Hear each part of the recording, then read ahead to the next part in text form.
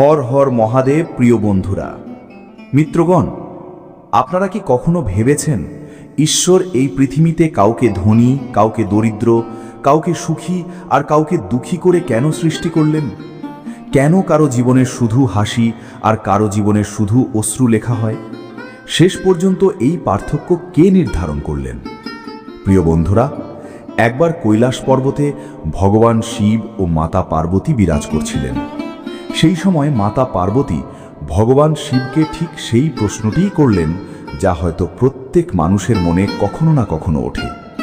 কৈলাস পর্বতে বসে মাতা পার্বতী বললেন, হে প্রভু, আপনি কাউকে ধনী, কাউকে দরিদ্র, কাউকে সুখী আর কাউকে দুঃখী করে কেন সৃষ্টি করেছেন? এই সৃষ্টিতে এই অসমতা কেন? মাতা পার্বতীর এই প্রশ্ন শুনে মহাদেব হালকা হেসে উঠলেন। তার চোখে অপূর্ব জ্যোতি জ্বলে উঠল। তিনি বললেন, হে দেবী, আজ তুমি এমন এক প্রশ্ন করেছ যা সমস্ত জগতের কল্যাণের দ্বার খুলে দিতে পারে। আজ আমি তোমাকে একটি কাহিনীর মাধ্যমে তোমার এই প্রশ্নের উত্তর দেব।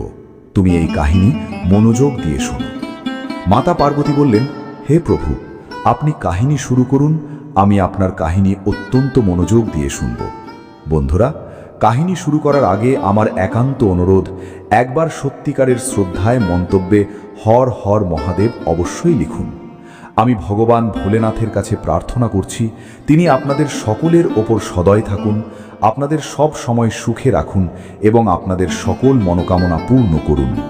তারপর ভগবান শিব বলতে শুরু করলেন, হে দেবী, একটি গ্রামে একজন কুম্ভকার বাস করত।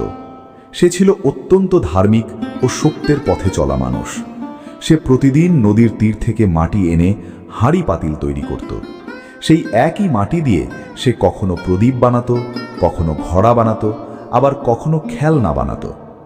একদিন সে মাটির হাঁড়ি পাতিল তৈরি করছিল, তখন তার স্ত্রী তার কাছে এসে বলল, হে স্বামী, আপনি এই মাটি দিয়ে ঘড়া, খেলনা ও নানা রকম পাত্র কেন বানান?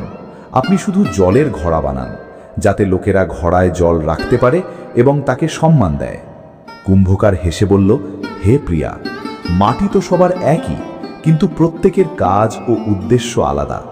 যদি সবাই ঘড়া হয়ে যায় তাহলে প্রদীপ জ্বালাবে কে? আর যদি সবাই প্রদীপ হয়ে যায় তাহলে জল রাখবে কে?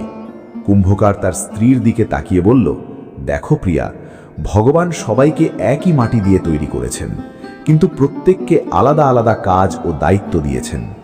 এটাই তো পৃথিবীর সৌন্দর্য। তারপর কুম্ভকার বলল, এবার আমি তোমাকে আরেকটি কাহিনী শোনাই, যা এর চেয়েও অনেক গভীর। কুম্ভকার বলতে লাগলো,